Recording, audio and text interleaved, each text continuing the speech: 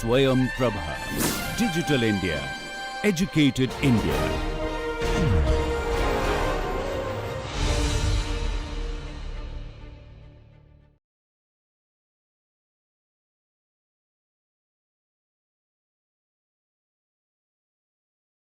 Okay, so we've got a couple more of slides to go through, which are even more specific regarding some of these aspects or challenges that we have faced. One way you can mitigate some of the issues is having a founders agreement, which sets some of these parameters and anticipates some of these issues and gets co-founders to think about how might we try to solve or address some of these issues before they occur. Let us have a plan of action in place. Let us have some strategy in place. So what kind of strategies might be needed?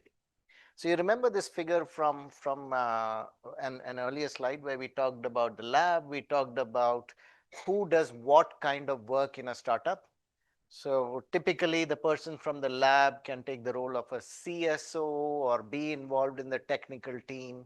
And then you try and bring one person from outside who might be uh, from a venture capital background, might be from an MNC, large company background, or might be a serial entrepreneur. They have started multiple ventures in that industry sector. And then they take the role of president, chairman, or CEO. So that way you bring science and business together. These are the kind of co-founders you bring to the table. Now, when you have co-founders, when you select these co-founders, there are a range of things that you want to consider, even beyond what I told you. What are the founders' goals for the startup? Each founder might have a different plan, what they want to achieve. Are they in it for the revenue or the funds, or are they doing it because they want some experience on their CV, they want to be part of a startup, or they truly want to take that technology and solve a real world problem? People have different motivations. What timeline does each co-founder have for these goals? Is it a different time period? How much are people willing to commit? What if some changes happen in the lives of each of these individuals? Then who takes it forward? Who is the key person? So this is all information from University of Pennsylvania. There is a legal clinic. It's a hyperlink. The slides will be shared with you. It is extremely detailed. I'm just touching the surface of some of these issues. You can delve as deep as you want into some of these things. It is US specific for the most part, but many of the issues that we will be touching upon are equally relevant in any part of the world. So what kind of management questions will CEOs or co-founders have? So let us see. What would you think might be some of the questions that co-founders, or when you have 2 or 3 people, small team, what might, in your day-to-day work, what do you think you would want to know? Roles and responsibilities, who is doing what job? What else? Incentives, who is getting paid how much? What else? Will bring to the table? Is it, are they walking in without anything except their technical skills, or are they, like in Canada, in investment terms, there is a term that is used, it is called skin in the game, which is, are you putting in an application where you say, you go to a VC, and they, I think one of our guest speakers touched upon it and said, well, are you expecting us to give you 100% of the funds and you are not going to put a single rupee? What does that mean? That means you don't believe in your own idea. You are not willing to take 1 rupee worth of risk. Why do you expect us to do that? Right? So that is called skin in the game. So it is a, like, just about every Canadian venture that gets funding, the expectation will be, what is the amount of funding that you are bringing? It might be a small amount, but still, are you personally committing something yourself? Then we will talk about it. Otherwise, it won't even move forward. What else? What else can you think of? What should co-founders, founders and co-founders be thinking of in terms of day-to-day running operational management aspects? So we touched upon a couple of points: incentives, you touched upon roles and responsibilities, how much money people are bringing to the table. What else? Anything else you want to know? I'm sorry? Timeline, we touched upon that, but timeline is a more strategic thing, right? So I'm talking about, well, you walk into the office day one, you want to know a couple of things. How do we move forward every week? Rules and regulations. What do you want to know about rules and regulations? If you are a co-founder, would you want to be involved in making the rules? Right? You are bringing some skills to the table. You are John. There is a difference between just being an employee versus you have been brought on because of some very unique things that you do. So you want to be able to have some freedom. The reason why you are not working for a large company, because it might be bureaucratic. There are already too many rules and regulations. Here, you have a little bit more autonomy, which means you can decide how you want to structure things, right? So don't just see it as we will follow the rules. Of course, you will follow the rules, but you also want to see as decision making. Now let us look at what this is. How are key decisions made? Is it one person decides, everybody else follows? Or we are two or three people together, democratic process rules? Or certain decisions are taken by individuals who are specialists and some higher level decisions are taken together? How does it all work out? How do you decide? Every day you will get requests, orders, procurement. Who will do what, right? Beyond the rules, you want to understand who is responsible for taking what decision and how does decision making happen. Then what salaries, if any, or is it more like stock options? You will get shares and one day you will have some value out of it if everything works well. Can that be modified over time? As you add value to the company, you progress. Someday you might say, well, I haven't had a salary for 6 months. Maybe now is the time. It would be a good idea to get some money from time to time, right? Everything cannot be just shares, right? So you want to have some thought on, okay, when will we decide as a team that, well, we are not all altruistic. All of us have to pay other bills too, right? How does it move forward? What happens if one person wants to leave after 6 months, 1 year, 2 years, 3 years? How do you handle that process? Exit clauses.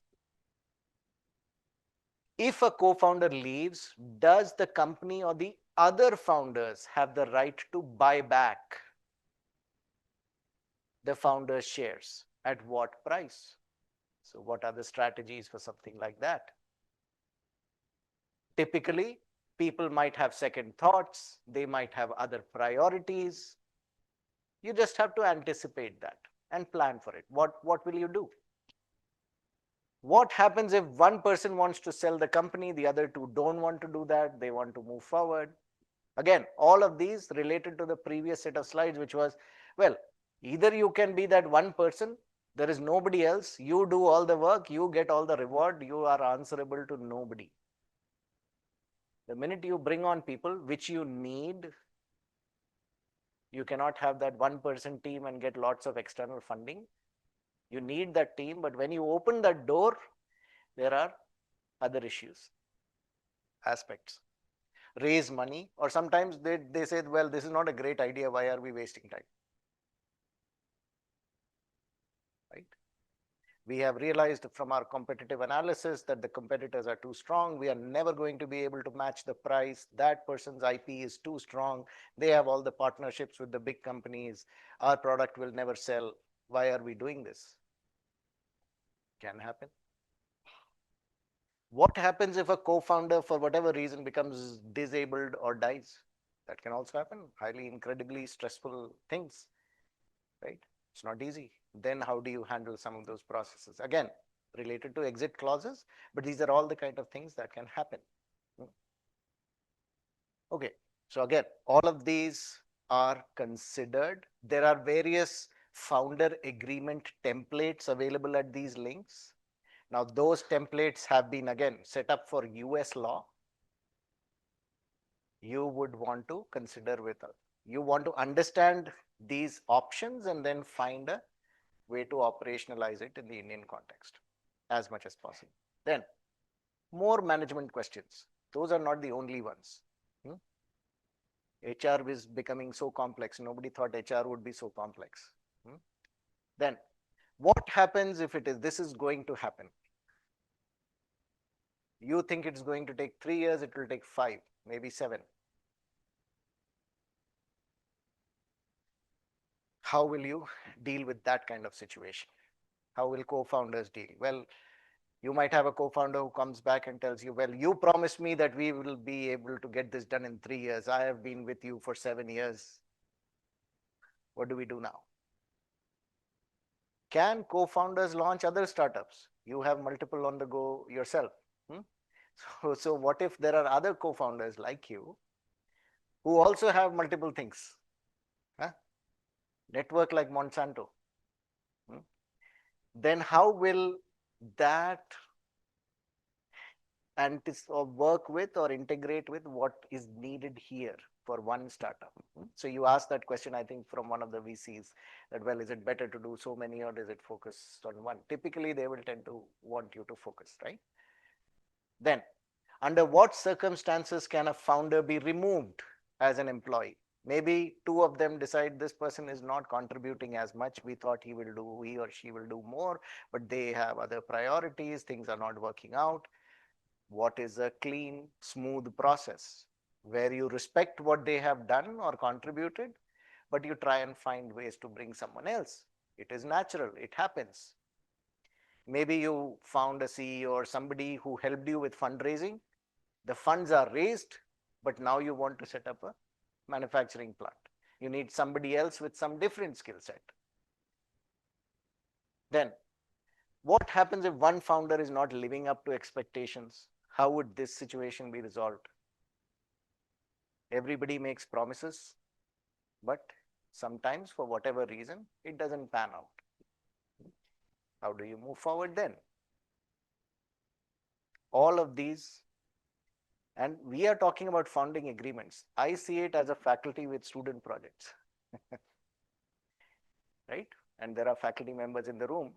You will have projects given to students and there are groups. And then after a couple of weeks, 2 people will come and say, things are not perfect, right? This is natural. It happens. What is the plan? What do you do in that situation? You hoped for a really positive and good collaborative environment. You really want to move forward. You want to move fast. In some of these situations, you have to take a call. Is it a situation that you want to talk to the person and resolve and move forward together? Or is it better to have a clean break and try and find somebody else? Bob Langer's first company. So I told you about Robert Langer and the 30 companies that he had co-founded. One of the first companies he co-founded, they hired a CEO. 1 year later, realized that was not the perfect person. They were doing it for the first time. He was a new faculty entrepreneur in a way, scientist entrepreneur. He hadn't had a lot of experience, selected one person, brought on a CEO. For whatever reason, things didn't pan out. So there is some interview somewhere in the late 80s, early 90s. If you read a magazine or a scanned version of the magazine, then you will see one sentence saying that we came across that issue and then we had to find a way to let that person go and then find another person. That is when it started moving forward again. It can happen in every ecosystem. Things are never perfect. Whether it is US or Canada or India, things will not be perfect. The only thing you can do is have some level of preparation for some of these things. If it turns out that the business is not taking off, it is slow. You wanted that big industry partner to help with the sales and distribution, but that partner is taking time. Maybe their CEO is changing, so you have to wait until the new CEO is in place. There can be all sorts of things that you cannot predict. And everybody decides to end the venture. But one co-founder is convinced, I can still make it work. So will you hand it off to them? That they can take the IP and they can have another try, and you will move on to something else? How do you handle that? Right? All of these are practical things that can and do happen. If startup capital needs to be raised, where will it come from? How much of the company are you willing to give to other investors? One co-founder wants to keep everything to themselves. We don't need to share with anybody else. Some other person will say, no, no, no, we have to give. Only then we will grow. People may disagree, right? In exchange for that startup capital. This is a common problem. This will happen. So what is the answer to this? So at least for the last one, here there will be an answer. So what have you created limits for roles? So if you have co-founder taking on CFO, CMO role, as you grow, you might find you need a professional CA. You need a professional certified person to do some tasks. So you will have a situation where you tell your co-founder, maybe it is time for you to move to another role. What is the plan for that? How will you allow for changes in founders' roles over time as the firm grows? You don't want that same person to do that task, which initially they may not have the training or the certification to do it. They just did it because they wanted to help you grow. But over time, you need professional people.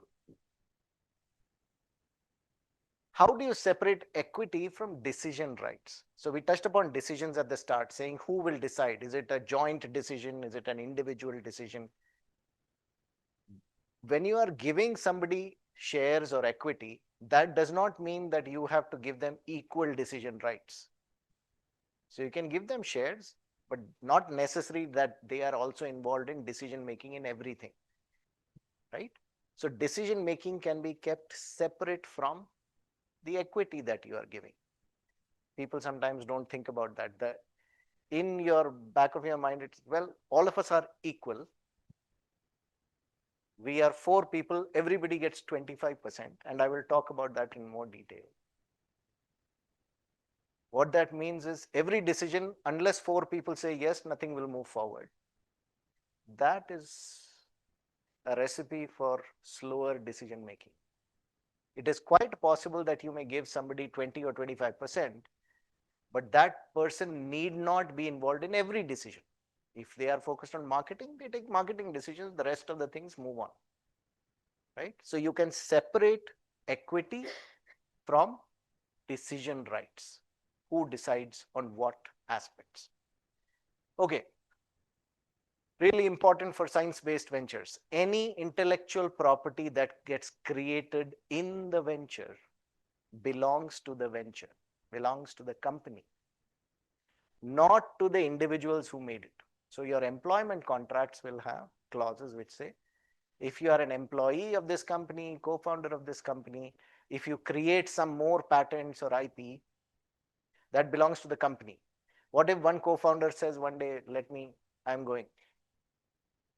Will that suddenly mean that, well, he or she took that IP away with them and now we don't know what to do? So for sure, for science-based ventures, the IP should remain with the company. This is not just for employees. You should secure IP rights from not only co-founders and employees, but also from consultants, from contractors, anybody you employ. So it means that the kind of person who is giving you legal advice and helping you frame these contracts should have all of the right clauses, so that later on somebody doesn't come back and say, by the way, that is not your IP, it is mine. Right? And suddenly everything that you built and added value is stuck. You don't want to be in that kind of situation. So the good specialists will help you. So that will be licensed in, right? So if you are, for example, if you are at a university, you will, again, that's again where the IP policy of the institution you are in matters, right? So if you are a faculty member, typically contracts are the way when you have your faculty appointment letters, you might have a clause which say any IP that is created in the course of employment at this institution belongs to the institute. In some other countries, there is something called a professor's privilege, which is IP that is generated by professors belongs to professors, not the university. So there are different types of institutions in different countries where sometimes the university that you join will give the patent to you. Patent is yours. Now, it's a double-edged thing. Patents are expensive. Professors will sometimes find out it's great to have the right to own a patent, but filing, maintaining a patent can be upwards of $50,000, one US patent. Which means, and one US patent is typically not enough. You will need a couple of them to take some idea of the ground. So you are quickly thinking about $100,000, $150,000, which is some significant sum of money. And this is just patents. It's nothing to do with any of the other natural costs that will happen. And so if you own the patent, you spend the money for the patent. The institution will not put up that money. Yes, yes, yes. So then you get into a situation where professors or faculty members sometimes say, okay, I would like the institution to help me with this. Then the institution may say, if we are going to help you, then we want a share, right? Which is natural. That is also public funds. It is just not, right? So all of these kind of things happen.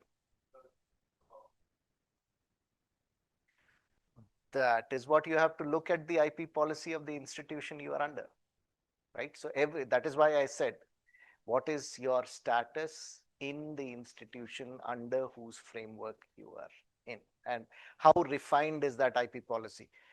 There are institutions where there may not be a clear IP policy, or there might be an IP policy which was formulated in the 90s or early 2000s, 20, 25 years ago, never updated, right? So you have to understand, find what that is. Typically, for science-based ventures, what we see is, well, student and faculty did a project together. It looks like it is promising, still deciding on whether to file IP or not, made sure we didn't disclose anything. But now student who was undergrad got into a master's program at some other university. Now student is elsewhere, faculty is here. Now this has suddenly become a multi-university thing from one place. It can become a multi-country thing. Students started here, went to some other country, right? So there are all, even just between one student, one faculty, there can be students move. Sometimes faculty also move. Sometimes these collaborations involve faculty and students from multiple universities together on a research team, large grants. So all of these layers are there, and that is why it's really important to understand who did what, who contributed how much, what was the IP policy. Sometimes in the MIT Tech Transfer Office case, some of the information we have received in our interviews is when there are multiple tech transfer offices involved, one tech transfer office takes the lead in negotiation, and the rest of them follow and say, okay, MIT is taking the lead. Any negotiation, licensing, everything will be discussed by MIT, and the other institutes, tech transfer offices will follow. But that kind of relationship is built over decades of trust, right? Even then there can be problems. There are now cases in the United States where universities fight each other on who has the IP rights to something really valuable. The best example, most recent, is CRISPR, which is a biotechnology platform which can be used for gene editing, and there are different universities involved. Some people are not happy as to how things moved forward, and those cases are still going on a couple of years, and I think one or two of them have got Nobel Prizes, and yet these processes are still playing out. Okay. So this is from a different link. This is from the Harvard Business School, terms to include in a founder's agreement. Again, this is a very deep website with lots and lots of layers, nearly too much information just on this one topic, but feel free to explore and see what are the things that you can be prepared of. Now, coming to the question of dividing ownership. Up till now, you're talking about numbers, who should be the kind of person. Now let us see how might we divide ownership. Okay. How is ownership percentage, or how can ownership, there is no one single answer that this person gets this percentage instead, or which works across countries, which works across industry sectors, which works across TRL levels. It's subjective, but it offers a slightly better way than the more simplistic approach, which is we've got 2 people, 50-50. We've got 4 people, 25 each. It's a little bit better than that approach. Okay. So we think about questions like, what do co-founders contribute to the company? Contributions are not equal. Somebody might bring in some funds, someone might bring in IP, or someone might bring in very specific, very valuable technical expertise. People bring different skills and valuable skills to the table. If people are different in what they bring to the table, they should be rewarded differently, right? How much capital does each co-founder contribute? Is the percentage of ownership shares subject to vesting? So what does vesting mean? Vesting stipulates that founders must work either for a set period of time. So you've got an agreement which says you'll get 25%. That does not mean you'll get 25% on day one. There might be clauses which say you will get that percentage or a fraction of that percentage once you have completed 1 year working with us. And in that 1 year, every week you are expected to put in 20 hours. There might be criteria like that before their equity becomes available. Vesting provisions ensure that co-founders remain actively involved and contributing and committed to the startup. It takes care or tries to minimize that challenge where you appointed someone legally as co-founder and then they don't do much.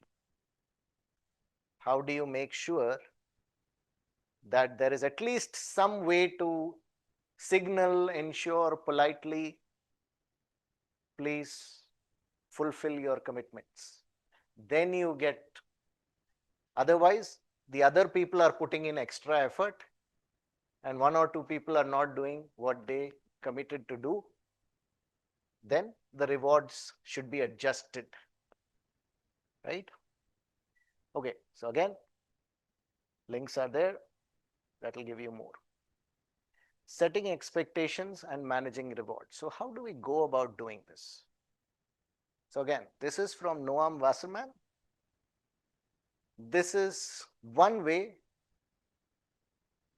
different from that 50-50 or 25 each approach, which is when you have a startup, don't worry too much about all the different layers. Just look at the top which says phase 1, phase 2, phase 3. Let us assume first phase is when you are setting up the venture. Second phase is more de-risking. Think of first phase being TRL 4 to 6. Second phase, TRL 7 to 8. Third phase, scaling up. Each of those phases will need co-founders to do different things, and some tasks are more important during launch. Some other tasks are more important during scale up. At launch, You need to have a financial plan, you are doing fundraising, you are setting up the legal, organizational structure, there are a lot of paperwork involved. There are some tasks that are only done here.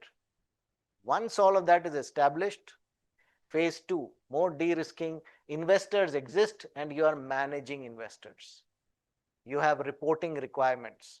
VCs will say, give us a report every 3 months, every quarter, telling us what you are doing, what's your progress. So there are people doing that work, which is different from fundraising. So when the tasks change by the phase you are in, some people will be doing more work, some people will be doing less work. And if that is the case, some people will have more equity stake because they put in more effort. What they did was more valuable for the startup, and others did less. So you selected a couple of co-founders. All of you decided who will do what work. These are the tasks that need to be done. Stage one, phase one. Some other tasks need to be done phase two. And then you divide who will do what. And for each of those tasks, there is some equity percentage, which can be discussed, which can be negotiated. And do you see now the difference, which is a little bit more realistic than a very simple approach of saying everybody equal, let us not waste time. That is one approach. And I will get into some discussion on why that may not be perfect. It may be easy, but it may not be perfect. Yes, Vishesh. Yes, yes. So this is, right now we are talking about co-founders starting out. But as you add on VC investment and other investment, you are issuing more shares. And then these percentages will come down because there are more shares available, right? So one of the things people worry about is, well, I thought I had that 45%, turns out it's now about 20%, right? Because there are so many more shares that we gave out to investors. You remember there was a question early on, how will we decide? Do we want to give out more shares? If you don't give out more shares, who will give you money? Funding is not handed out for free, right? And then early founders, equity percentage drops down. However, because you are able to get more funds, you can, if you deploy it properly, you can grow faster. You're taking funds to do something with the money, right?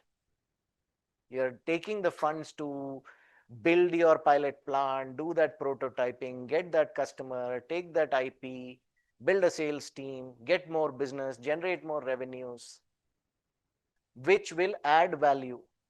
So it is quite possible that 45% of a small number is still very small, but 20% of a large number is quite large, right? So the focus is on trying to build value, not think just about the percentage. 45% of zero will be zero. So what Noam Wasserman says after analyzing hundreds, thousands of companies over decades, couple of decades, is sometimes the juice isn't worth the squeeze.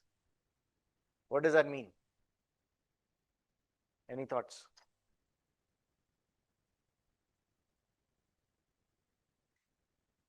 Not like it is related, but it speaks to the co-founders. Suppose you are really good at negotiation. You are that co-founder who is very, say, aggressive or good negotiator.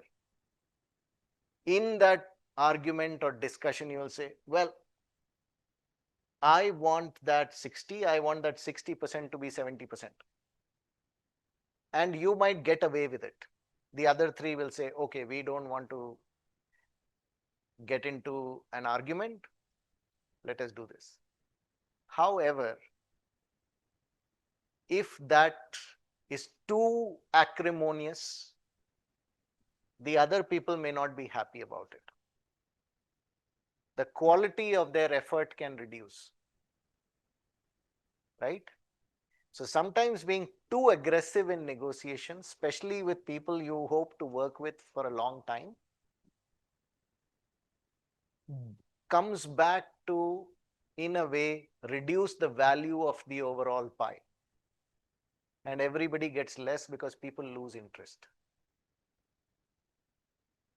So if you're too aggressive in negotiation with people you are going to work together as co-founders, sometimes that aggression, you might think that you got a better percentage, but that's really not as valuable as you thought it would. In fact, that may have future repercussions. Beyond this startup, these people will go elsewhere. They will say he or she is not as good a person to work with, right? Over time. So there are implications beyond this startup. And the startup value creation depends on everybody working together. If you are too aggressive, if people are not working together, what will happen to the startup? It's already high risk, high uncertainty, technology risk, market risk, regulatory risk, high competition from incumbents. You want everybody to be happy. You don't want to push things too much. Being a one-person winner in a four-member company, no. So if you are naturally that person who is good at bargaining, sometimes being too good at bargaining can also be a little bit of a challenge. So you have to balance that. Where do you want to use that? Do it with people outside your company. Get a better deal for everybody rather than internally. Okay. Now there are some caveats to this. As with many things in research, things are not perfect. So we looked at this and it seems like very rational approach. You're looking at phases 1, 2, 3. Can you see any problems in this? First, tell me, is it better than the 25, 25, 25? Yeah, it gives at least some semblance of logic or reasoning. Who is doing what, who is putting what effort, how is the venture progressing over different phases. So there is some thought. This is 30 plus years of research of one person with hundreds of companies across many different sectors. Okay, now this is perhaps better as a caveat. When might even this have some problem?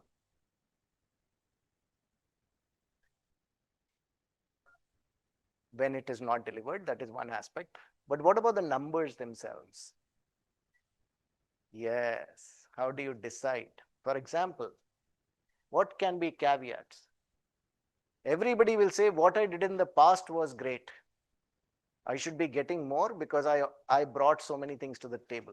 Your vision of your value is often going to be much more positive than other people's vision of your value, right? So there will be a perception difference between what you think is, I did such a great job. Maybe I spent only 10 hours, but the 10 hours were solid 10 hours. Someone else put in 40 hours, but that was just simple work. I did strategic stuff, which added value. That is your perception. Somebody else might think differently. Anticipated future contributions. What are some of those phases? It's all in the future, right? Anticipated future contributions are difficult to give specific exact numbers. So while the numbers are there, you have to see it in relative terms. It is just indicative of what the expectation is, right? It's not perfect. And so as researchers, as scientists, we want to acknowledge that there is some flexibility, there is some potential to be aware of, that things may not align. People wanted to do more, but then there was something on the family, and so they had to put more time with family or whatever, or there were other things. So all of these can be factors. What else? If a founding team has, this is another study. researchers who have looked very extensively at founders' agreements themselves. So text of founders' agreements over a very large set of founders' agreements. People have done research on that, economists. And the one sentence that they say in the end is, if a founding team has a choice between equal split, everybody gets the same, versus unequal split, the choice of an equal split is typically associated with lower performance. Why do you think that is the case? Somebody who put in more effort will feel, why am I doing that? The person who is putting less effort is also getting the same amount. Right?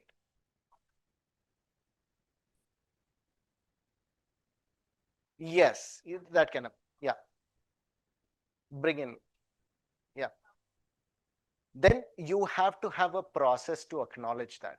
So many things in business, whether it's a business plan or a business model, it will evolve over time.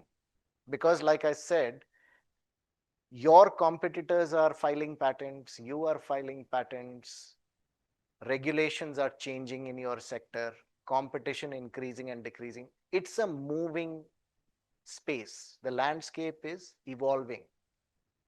So sometimes in the founding team, there will be some people who will say, okay, there is some medical emergency for one person, I will take 3 months, I will do.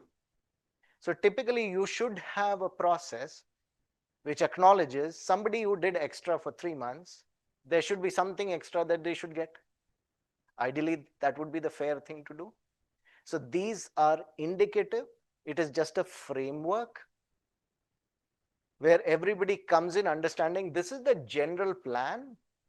And if there are any changes, we will tweak it slightly. And people should be aware of, well, this is what's going to happen, right? So that is the way to move forward. Same with business plans. You make one business plan or even your pitch deck. The pitch deck that you present tomorrow, if I ask you 3 months later, I would expect your pitch deck to change. I would be very surprised if everything is exactly the same.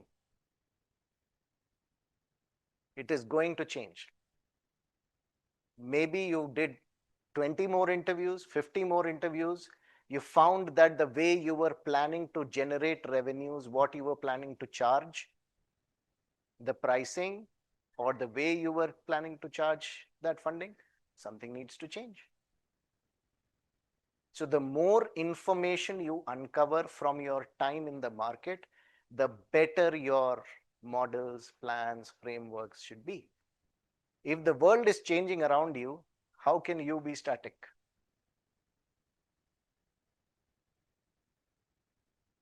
Then, a founder who gives up more equity, this again is from a study. A founder who gives up more equity to attract co-founders, non-founding hires, so early employees, and investors, builds a more valuable company longer term than those who keep all the equity to themselves. You might keep a lot of equity to yourself, but ultimately, all of those shares, what is it valued for? What is the value of that company? Is it really a whole pie of nothing, or you have a small fraction of a much larger pie? So you have to take that big picture. And that single statement, it's not easy. Because many times when scientists are in the lab, the impression is, well, I invented this. I did the hard work. It took me 15 years to do this. However, what is missing from that perspective at times is how much more work, regulation, competition, paperwork, structure, all of these questions. So there is a lot of work that was done by the scientists and founding team or inventing team, inventors, but there is a lot more that is left. So if you understand that bigger picture, then you are better prepared to actually get your technology to market And beyond getting technology to market, you are actually able to impact somebody's life with what you seek to achieve, which is a laudable goal to have beyond the revenue that you might generate. If you can say as a scientist, I worked on this, I wanted to solve this problem in society, and in 10, 15 years, we have managed to impact the lives of tens or hundreds of thousands of people across the world, that is fantastic in and of itself. Most of the scientists that I have interviewed, money is not a factor for them. In fact, there are other studies in occupations research. The decision to become a researcher or a decision to be in academics itself has an opportunity cost, which means had you chosen to go into industry early on, you would of course have made a much higher salary.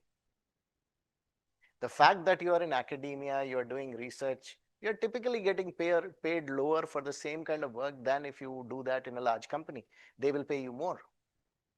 So typically people who are doing research, people are involved in startups, they are actually doing it not so much for the money, but because they believe in this.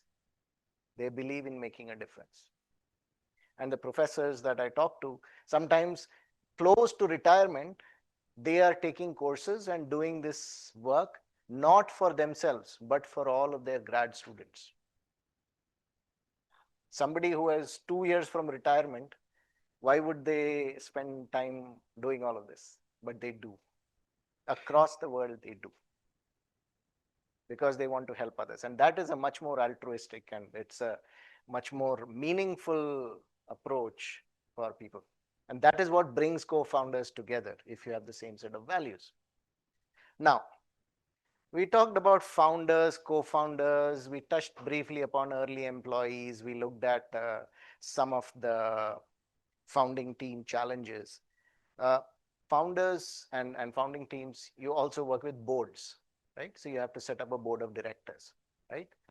And as you raise investment, one of the advantages of being in a venture or a startup was you have a lot of control, right?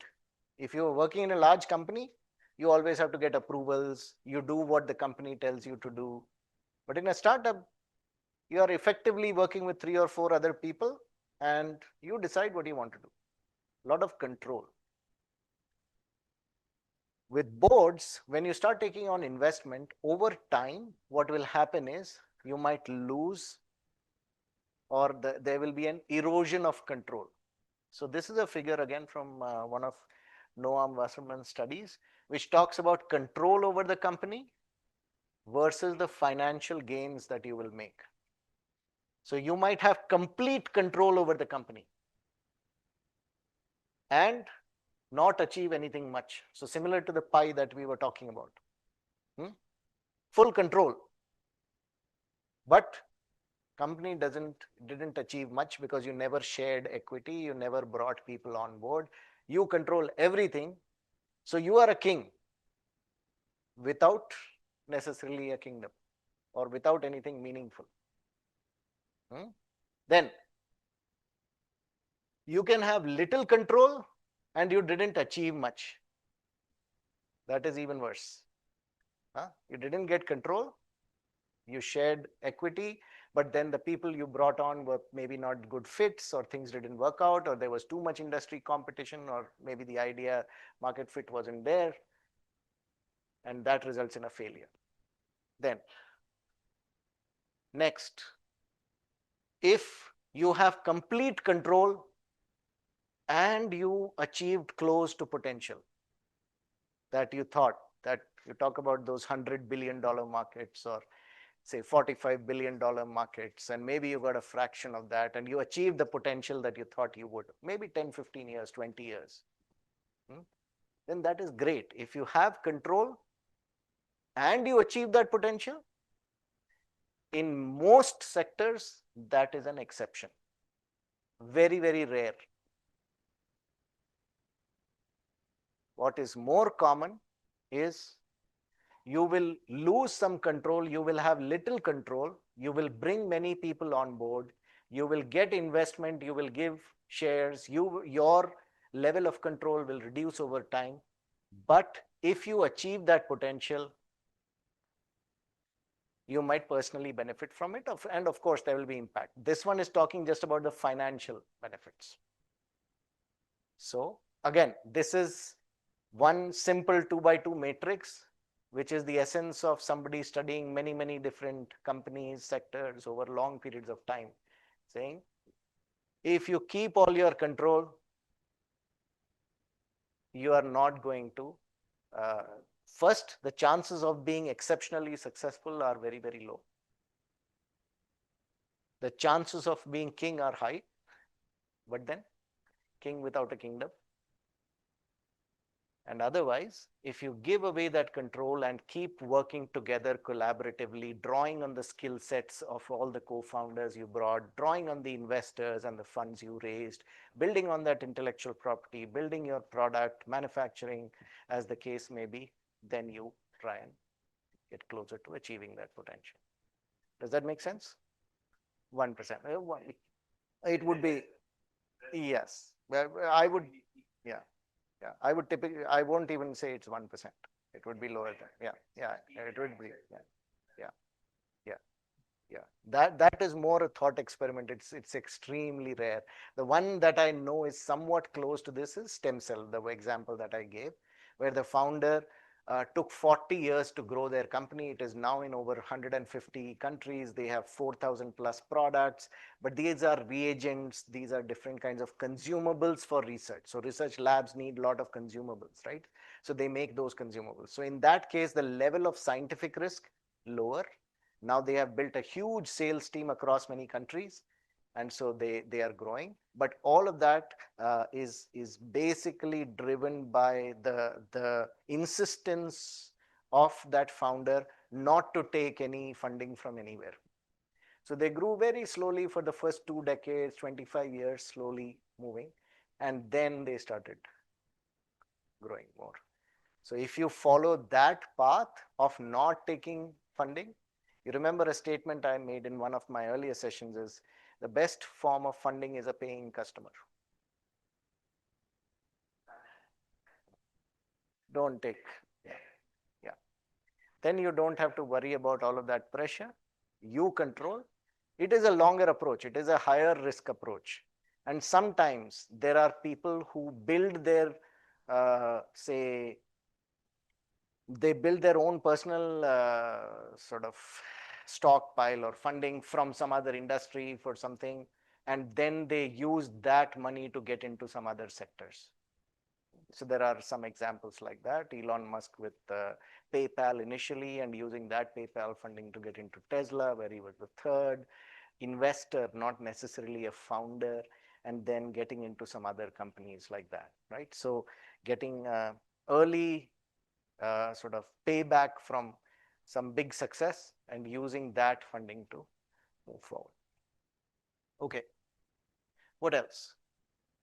Investors. So when we are talking about boards, investors, they wield the most influence just prior to investment. Suppose you're getting close to getting that round of VC funding.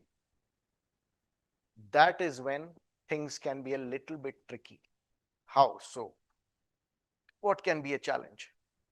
So it is, there are press releases where one of the press releases is company is proud to announce that they have raised X million dollars from this investor. Next press release after 2 days is, well, we are happy to let you know that so-and-so who has worked so hard for this company for such amount of time has decided to move on to something else, and we are bringing in a new person. Because investors want to minimize risk.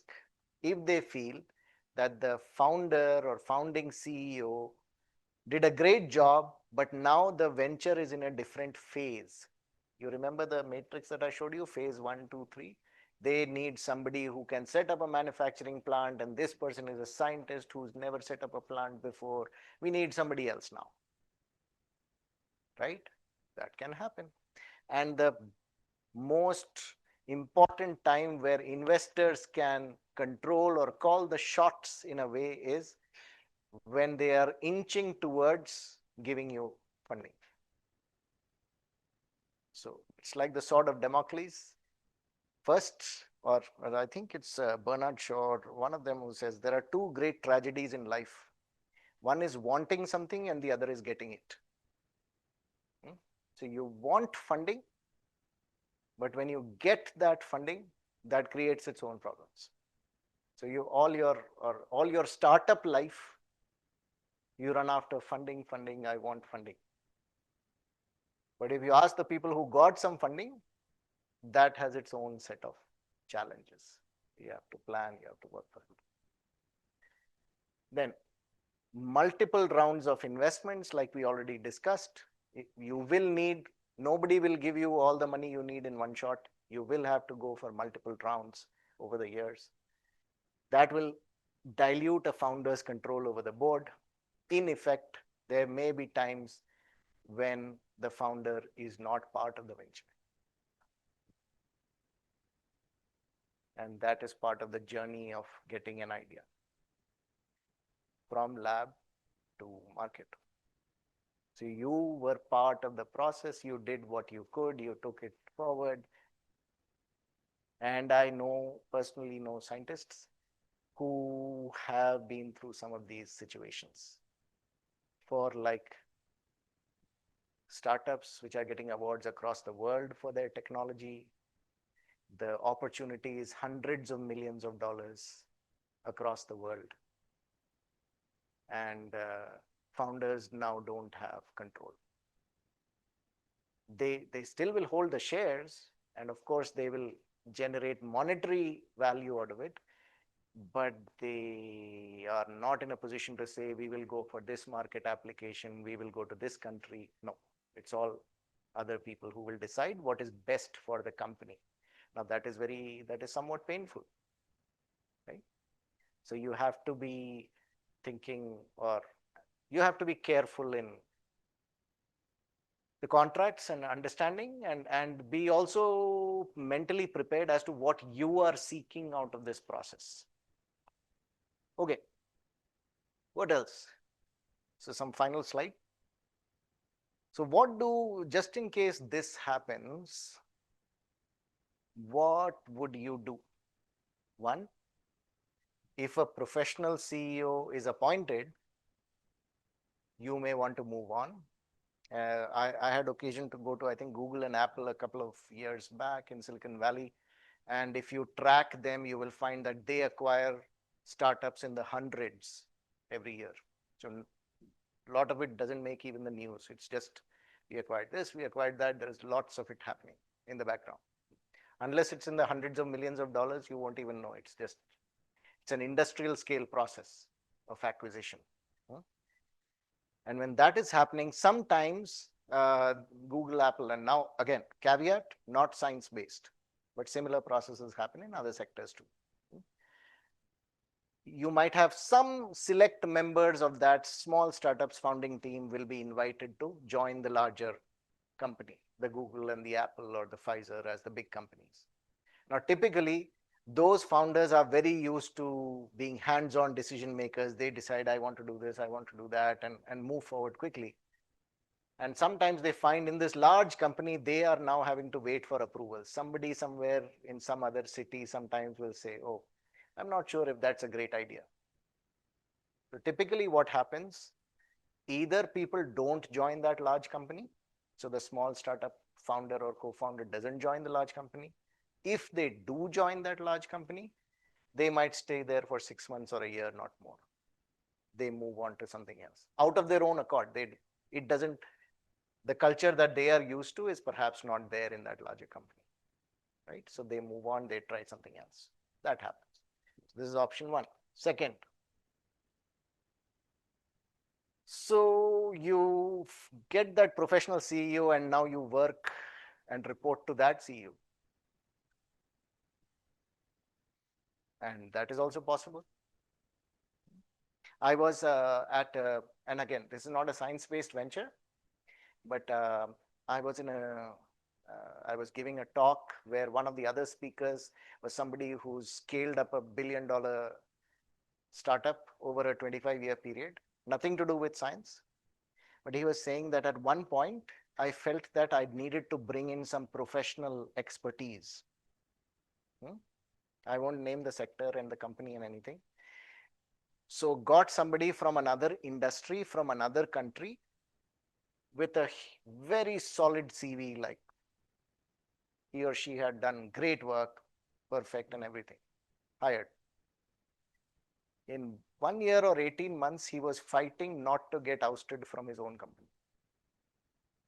Because this great person who was hired felt that this CEO, this founder, is not the right person. With all of my experience, I can do a much better job. So he or she was trying to convince the board that why are you keeping this person as CEO? I will do a much better job.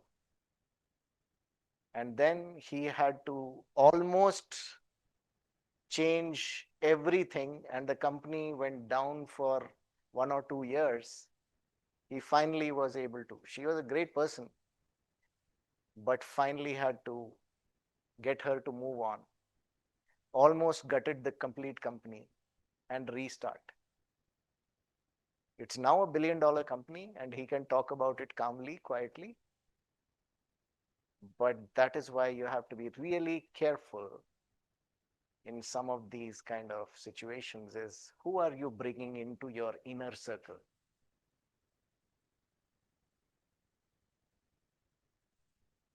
There can be, but like I said, the more you are giving out, yes. So that you have to keep track of that as to, well, every time you are raising funding, you are losing or reducing your own level of control. You might have the shares that you have, but the percentage equity that you hold in the company will reduce over time, which is natural. Yeah, it happens. It is common, but sometimes people don't anticipate it, and so you have to be prepared for things like that. Different people handle it in different ways. Now, what this person also mentioned was this really impacted his family life because he was extremely stressed, and so now separated. Company is great, but meets children on weekends, kind of thing. So you have to, like, these are tough decisions. And it really calls into question as to what are you seeking to achieve out of this process, right? There is another happier, so everything is not challenging. Sometimes some of them move into a chairman role, chair of the board, right? So operational tasks are taken care of by CEO. The board is there, but there is a board chair. So you just have to figure out and plan for this sort of succession in a way so that you can be connected to something you gave your life energy to, right?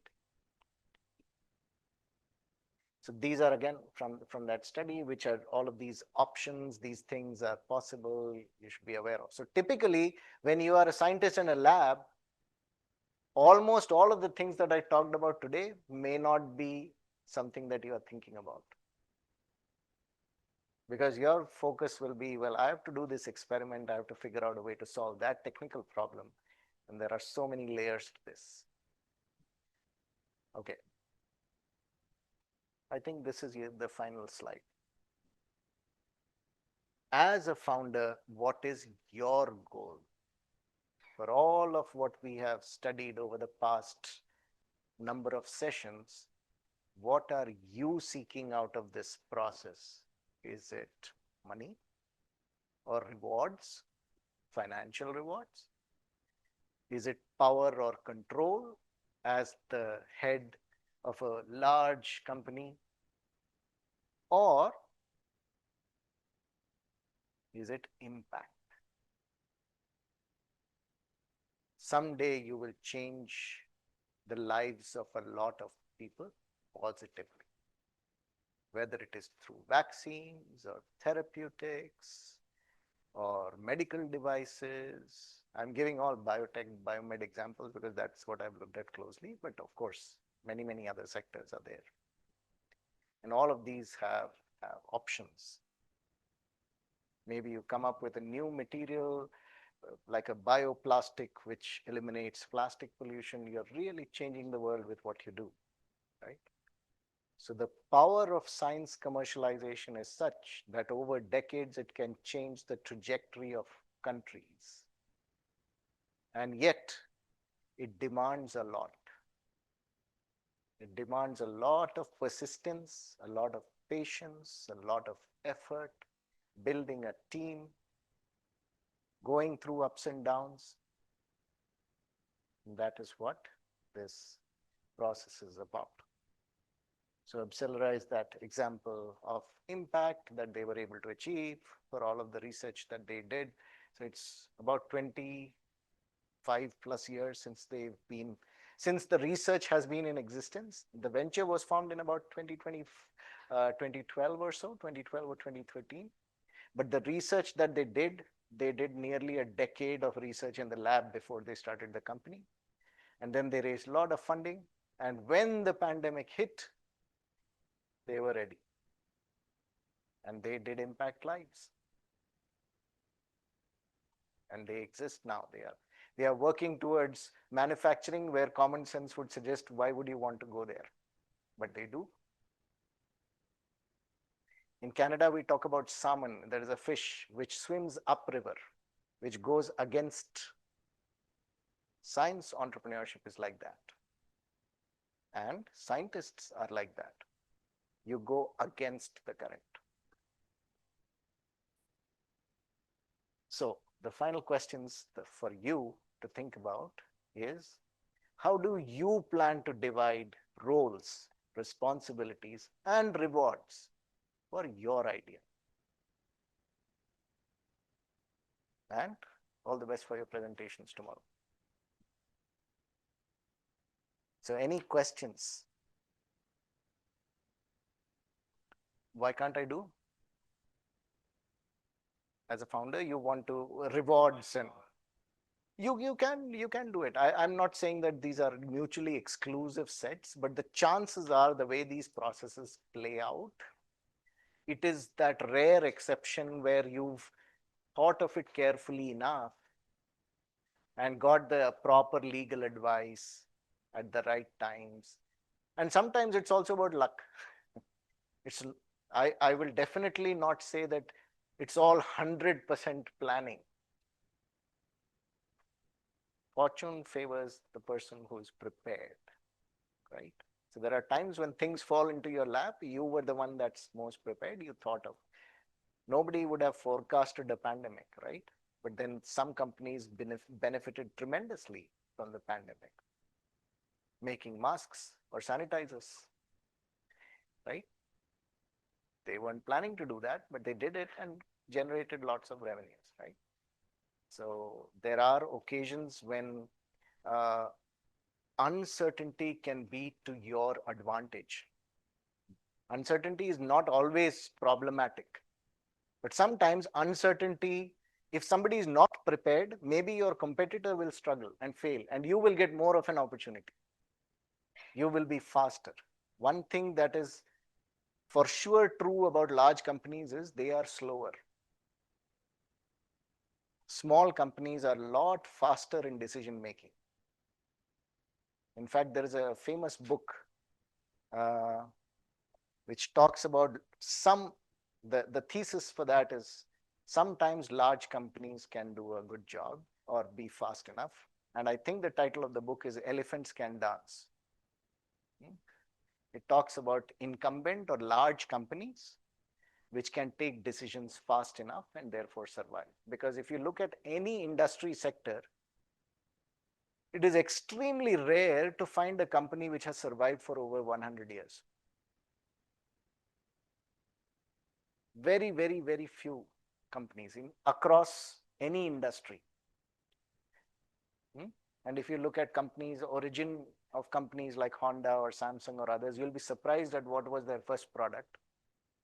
If you look and go on to the internet and search, you'll find that their product sometimes was a bicycle with a motor on it or something like that for Honda and others. And then Toyota, I think it was hand loom or something, making looms. So sometimes these great companies or incumbents that you see today had very, very humble single product beginnings. And yet over time, they have built their innovation, invention, and processes to be so strong that established or emerging startups cannot survive. And yet you have the Teslas of the world, where the large, if you want to set up a automotive company, it requires hundreds of millions of dollars in investment in manufacturing. And yet Tesla as a company, with three of the first people, two co-founders, Elon Musk, had zero automotive industry experience, had zero automotive degrees, nothing to do with automotive sector. And yet they got this company off the ground over time with a lot of intellectual property that other people contributed to. And now it is, even with all the current challenges that they face, they are one of the biggest, if not the biggest, car companies in the world. Well, provided you know what you're doing and you have the right contracts and agreements in place. The other thing is you really want to understand what's important. So all the three founders in Tesla's case had prior experience in consumer electronics and the internet. Now, if you look at consumer electronics space, whenever a new product feature is launched, it is launched in the most premium. So if you have a TV with OLED or whatever is the latest thing, that feature will come in the most expensive model of that brand, right? So top end will get best features. The cheaper TV won't get that. It will get a smaller subset of features. Up till now, until Tesla came along, everybody who was making electric vehicles was thinking of electric vehicles as golf carts. Like, well, we will put some battery, it will go slowly, it will have a small range, it will just be like a better golf cart. What Tesla did differently, because the founders had consumer electronic experience, they said, why would we want to start with a golf cart kind of vehicle where you would have to sell hundreds of thousands of units at a very tiny profit margin to make hundreds of thousands of units? We would have to build a huge factory which costs hundreds of millions of dollars. We don't have that kind of money. Instead, using a consumer electronics lens, they said, we are going to design one of the fastest cars, electric cars that can be made, the Tesla Roadster. We will make only a small number of cars. We will position it as a competitor to, say, a Lamborghini, but at a fraction of the price. The performance is equivalent, and we will make small number of units, but the margin will be great for us. We are a small company. We cannot make 100,000 cars, but we can make 500 cars. And those 500 cars, we will charge 150,000 US dollars each, and we will have a great margin. And then we will slowly move down market. So I've written a research paper on that. That's the reason why I have all these details. I can share that if you want, but yeah. So we have email interviews or discussions with one of the co-founders of Tesla. We have talked to them. Yeah. Yes. So there is one perspective which says, well, there are some people who talk about open innovation and say, well, we won't go for a patent. But that typically doesn't work for science-based ventures, because investors will typically fund ventures when they have some intellectual property. Then the second angle to that is universities don't have a lot of money to spend on patenting. So even if you cannot put your own personal money, neither typically can your university. Universities can do maybe 10, 20 patents kind of a thing. Very rare to find an MIT or a Stanford kind of an institution which will have lots of endowment funding where they can get a lot of patents. But what that also means is, when you do decide to patent, that decision involves some analysis, right? Before you file a patent, you will want to check what are the other patents in that field, right? Yes. So that is called freedom to operate. So you have something called FTO searches. So your tech transfer office and all of this info you will get on the USPTO website, US Patent and Trademark Office, USPTO. Free public information, more than enough to do 100 PhDs. There are people who are specialists just at that. If you look filing processes, there are very, very nuances sector by sector. But that if you really know your experiments are very robust, you market need, unmet market need you are satisfying, what kind of patents the competitor has, and you say, yep, I can get IP which is very strong, will not be able to invent around it. We the next 15, 20 years, we will be able to commercialize that to manufacturing scale. Then you have a business. But typically, you need that level of detailed analysis before. So that FTO search is also not free. That part of some of that search you can do yourself. Right? For example, just from names you can. Now, what do I mean by that? As a scientist in the country which are doing the work that you are doing, sometimes in research terms, you will know who are the other scientists in countries who are doing exactly what you're doing. You can track waste venture. You can track if any of them has a patent. So you can basically holds an IP position for exactly what you are doing. Everything is publicly available, and more patent applications. Some level of data can be pulled out from have not been granted. Some info also be. Yeah, you can pull that out. Search strings, keywords, you can pull out. Yep, yep. So there is some separation. So economics of innovation, one layer is a good idea. So economists are thinking about big picture issues. Whereas finance professionals at what are the costs, what are the revenues for that technology for 6 months or 1 year or 3 years, right? Economists will think about, is the system constraining or supporting innovation? Very big picture, saying that, well, is it over? There are legislative changes. How you can apply for a patent, what are the procedures, some procedures. If that procedure got changed, did that make it easy for inventors, or did that make it tougher? So economists are looking at 40 year, 60 years. So typically US patent online sources start from 1976 onwards.